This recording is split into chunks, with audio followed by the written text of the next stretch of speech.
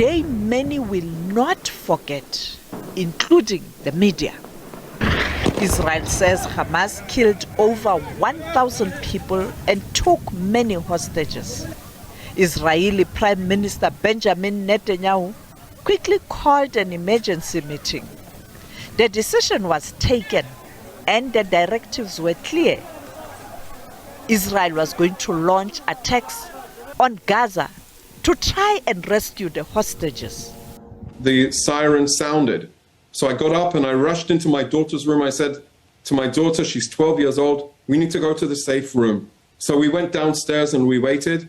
And this was the whole ruse. These rocket attacks against Israel was a ruse to breach the perimeter of Gaza and attack and butcher and mutilate. And there have been reports of beheading and reports of rape and reports of these atrocities and crimes. This was the beginning of a massive destruction in Gaza, and many lives were lost as airstrikes continued. We were having 100,000 martyrs killed brutally by the Israeli invasions since 1967. And then this is a continuous crime where it has been witnessed by the international community. Unfortunately, the international community, the United Nations, which they are continuously giving their own statements of condemnation to those atrocities and the war crimes being perpetrated by Israel, they fail to push Israel to abide by the international law and the international will to move and finish the occupation. The international community called for ceasefire, but they were not successful. South Africa stepped in, asking the International Court of Justice at The Hague in the Netherlands to get involved. South African legal team argued for an action. South Africa is not alone in drawing attention to Israel's genocidal rhetoric against Palestinians in Gaza. 15 United Nations special rapporteurs and 21 members of the United Nations working groups have warned that what is happening in Gaza reflects a genocide in the making and an overt intent to destroy the Palestinian people under occupation. Israel's lawyers defended their country's actions. Israel is engaged in a difficult and tragic armed conflict. South Africa ignores this factual context, which is essential in order to comprehend the situation, and also ignores the applicable legal framework of international humanitarian law. It makes a mockery of the heinous charge of genocide. As Israel has previously stated before this court, when dealing with the law, facts matter. Truth should matter. Words must retain their meaning. The United Nations attempts to pass resolutions failed because powerful countries could not agree. Former South African President Kgalema Motlanthe spoke about the growing number of deaths. The facts in both occupied West Bank as well as Gaza don't admit to a two-state solution. Essentially, if there were brave people on both sides, brave leadership, they would settle for a one-state federal type solution rather than now, because it's clear you have the Israelis clearly trying to push out all Palestinians to where nobody knows.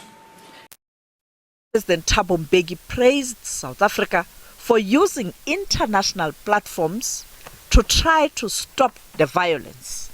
Well, it was very correct for South Africa to go to the International Court of Justice and to present the matter as was presented.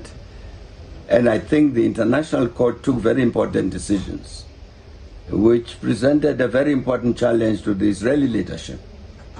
Because as you remember, the court said, please, you leadership of Israel, act in a manner such that you protect these rights and so on of the Palestinian people. So long as the rights of the Palestinian people have not been recognized, so long will the Palestinians continue to struggle for their rights. And it doesn't matter how many you kill. I'm saying the violence is not going to stop any problem. If the Israeli leadership think that by doing what they're doing today in Hamas against Israeli people, against Hamas and so on, if they think it's going to solve the problem, it isn't. The United Nations Secretary General Antonio Guterres called for peace, but his pleas were ignored. Mediation efforts by Egypt, Qatar, and the United States of America brought a brief ceasefire. During this time, Hamas freed some hostages and Israel released Palestinian activists from prisons. But soon after, fighting started again, causing even more deaths. I think it's important, first of all, to recognize that the ceasefire in Gaza is the product of the work of many, and I would praise the United States, Qatar and Turkey for their efforts for months and months and months to obtain the release of hostages, that by the way should be immediate and unconditional, and also to obtain the ceasefire. But the negotiations were dragging. And then all of a sudden it happened. I think there was a large contribution of the robust diplomacy of the, at the time, President-elect of the United States. I feel that when we had the position of Israel still reluctant to the ceasefire just 2 days before it happened, and then all of a sudden there was an acceptance, I think that we have witnessed an example of robust diplomacy that is something that we must recognize. Last week, a ceasefire agreement was signed by Hamas and Israel. Both sides agreed to another ceasefire and the implementation started. However, there was a delay. And finally, there was movement. Hamas released 3 hostages, while on the other hand, Israel released Palestinian activists from prison. This weekend, the second phase of the ceasefire is expected to continue. This will lead to the third phase that includes a final solution to the long conflict in the Middle East. The current president of the United States of America, Donald Trump, had this to say about ceasefire. I'm not confident, but I think they're very weakened on the other side. You support the two-state Gaza, boy, I looked at a picture of Gaza. Gaza is like a massive demolition site. That place it's really got to be rebuilt in a different way. Sophie Mokoena, SABC News, Johannesburg.